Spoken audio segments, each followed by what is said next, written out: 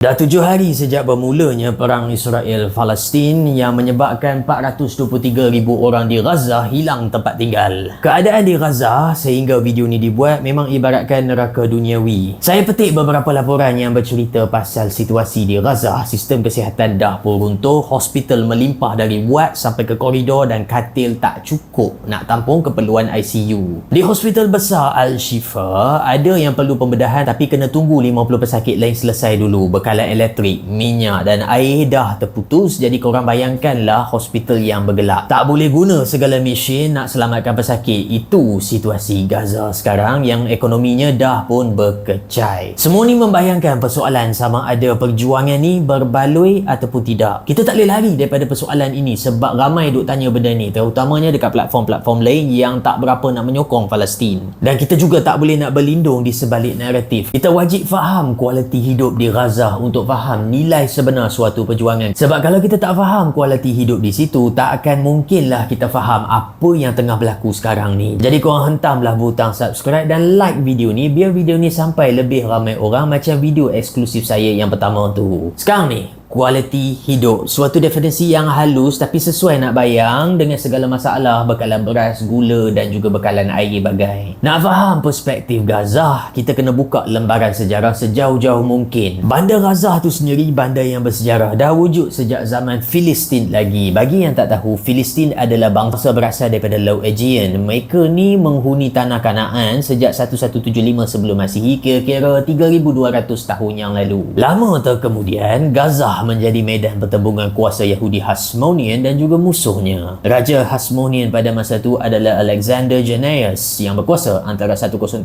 hingga 76 sebelum Masihi. Nak faham lagi mendalam pasal Hasmonean ni semua, perbezaan Hasmonean dan juga Bani Israel yang terdahulu, korang dapatkanlah buku Kitab Tamadun Yahudi yang ni saya dah letak dah link dekat description. Sebab panjang ceritanya, dipendekkan cerita, Jannaeus melanggar Gaza yang cuba bertahan dengan harapan dapat bantuan daripada kerajaan An-Nabat. Tapi puak An-Nabat ni tak datang-datang dan Gaza tumbang apabila pemimpin sendiri yakinkan rakyatnya suruh buka pagar dan serah kalah. Jannaeus masuk bandar Gaza tanpa sebarang halangan, a peaceful entry. Dan selepas bala tenteranya dialu-alukan masuk dalam kota Gaza, arahan diberikan. Mereka mula menjarah kota Gaza sampailah hancur. Gaza mula dibina semula di bawah Empire Rom yang mengalahkan bangsa Yahudi pada tahun 135 selepas Masihi. Apabila Yahudi tewas, tanah Judea dinamakan semula menjadi Syria Palestina yang kemudian menjadi Palestina Prima. Gaza kemudian bertukar-tukar tangan antara Rom, Byzantium, Sasania sebelum dibuka semula oleh Khulafa Ar-Rashidin.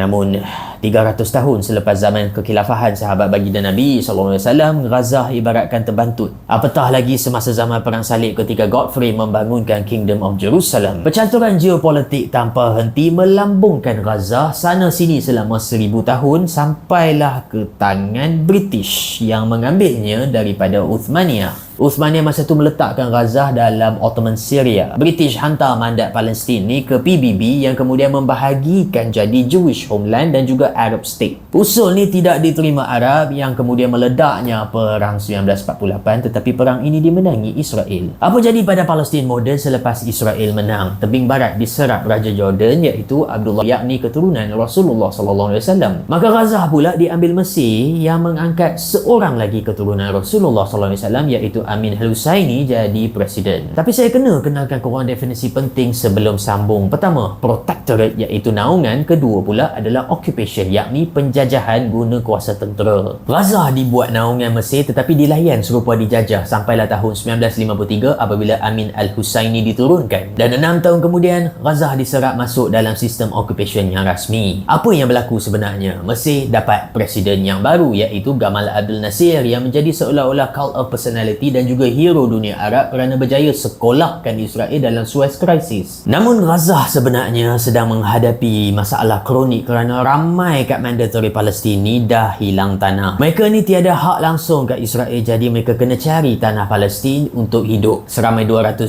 orang turun dekat Gaza yang sudah pun sedang sengsara. Sengsara kerana mereka tak boleh nak masuk Israel. Mereka juga tak boleh nak masuk Mesir yang lagi suka kenalkan sistem macam ni. Senang kata, mereka berperangkap. Dan masalah ni bertambah buruk apabila Mesir dan Jordan kalah teruk pada tangan Israel masa perang 6 hari 1967. Dah kalah pada bulan Jun tu, Israel Defense Force dah take over Gaza. Semua dalam kalangan Israel tertanya-tanya apalah patut dibuat pada bangsa Arab masa tu. Dan Levi Eshkol fikir orang Arab mesti akan keluar kalau Israel sekat bekalan air. No water, no choice gitu. Mereka juga sediakan bayaran untuk orang Arab keluar daripada Gaza. Lalu Israel ambil tanah yang sepatutnya milik Gaza untuk bina 21 penempatan Yahudi. Tapi tu cerita 1967. Pada zaman 1970-an, Mesir menebus malu dan dapat banyak manfaat selepas perang Yom Kippur. Mereka buatlah peace treaty dengan Israel dan dalam peace treaty itu status Gaza tidak langsung dibincangkan. Mereka lepaskan segala tuntutan ke atas Gaza yang kemudian menjadi occupied area bawah Israel. Satu perjanjian je dah cukup nak keruhkan keadaan di Gaza. Inilah nasib apabila ada negara tapi tak ada kemerdekaan. Dua pihak lain buat persetujuan, yang menanggung bukannya mereka dua ni, tapi yang menanggung adalah rakyat Gaza. Protes menjadi intifada yang akhirnya pada tahun 1992 Yitzhak Rabin memberitahu dengan terbuka, aku nak sangat Gaza tenggelam dalam laut, tapi kita tahu benda tu takkan jadi jom kita selesaikan masalah ini. Flash forward sampai tahun lalu, beberapa benda berlaku. Intifada kedua pada tahun 2000, tahun 2005 Israel stop penjajahan di Gaza, tak buat occupation dah, dan tahun seterusnya mulalah persengketaan antara parti Fatah Palestin dan juga parti Hamim Alif Sin Palestin yang berakhir dengan pertempuran dimenangi pihak kedua. Dah menang lawan Fatah, pihak Hamim Alif Sin lawan Israel pada tahun 2008, tapi 3 minggu kemudian mereka tamatkan konflik tersebut. Di sini korang dah perasan 3 benda. Gaza sentiasa dipegang kuasa luar. Gaza tak sentiasa mendapat perhatian, yang senantiasanya adalah Gaza jadi medan konflik. Dan antara tahun 2008 sampailah sekarang, Gaza menghadapi masalah-masalah tanpa henti yang tidak sudah-sudah sampai hari ini. Jadi sini saya nak simpulkan, Gaza disekat kiri kanan atas bawah. Benda ni kita panggil blockade. Semua laluan masuk keluar Gaza, sama ada laut, darat dan udara, wajib melalui Israel terlebih dahulu. Dalam masa 10 tahun sejak blokade ini dibuat, Bank Dunia anggarkan Gaza hilang 50% nilai ekonominya. Sektor pengeluaran macam kilang-kilang yang asalnya hebat belaka jadi barai teruk lenyap dalam 60%. Sektor pembinaan menjunam 83%, ekspor pula terbenam 99%. Mereka hasil, mereka guna, mereka hasil, mereka guna. Itu pun tak cukup sebenarnya, sampai tersungkur bagaikan pengemis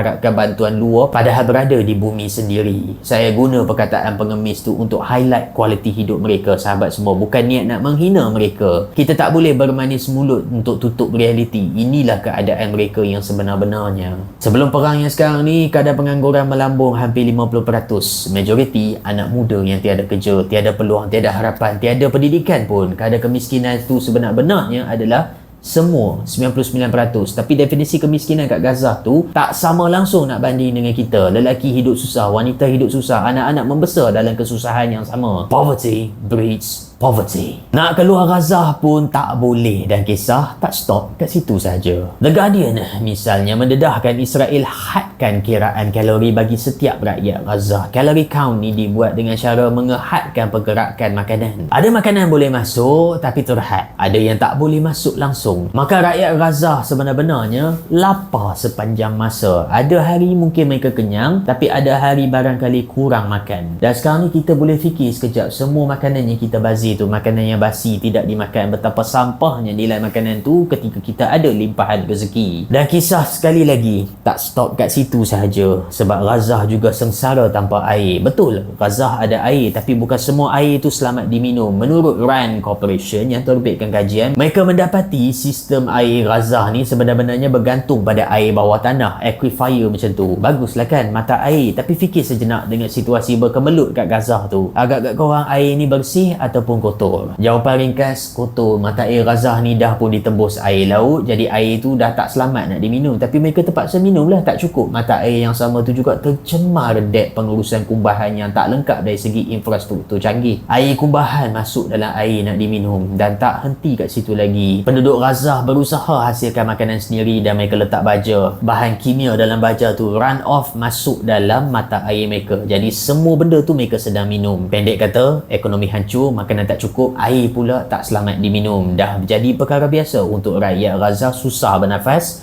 cirit-birit dan muntah-muntah. Bayangkan ibu mengandung minum air macam ni. Inilah Gaza, sahabat semua. Kualiti hidup. Entah apa yang kualiti, entah apa yang hidup, tapi itulah Gaza. Dan besar kemungkinan Israel akan buat ground operations tak lama lagi. Mungkin 24 jam lagi, mungkin 48 jam lagi. Tengok keadaan macam mana. Saya akan buat video susulan. Jadi saya nak jemput korang sekali lagi subscribe. Jom kita ramaikan channel ini macam mana korang ramaikan kat platform sebelah. Dan sekali lagi, Kitab Tamadun Yahudi menanti korang di description. Like video ni dan juga jemput subscribe.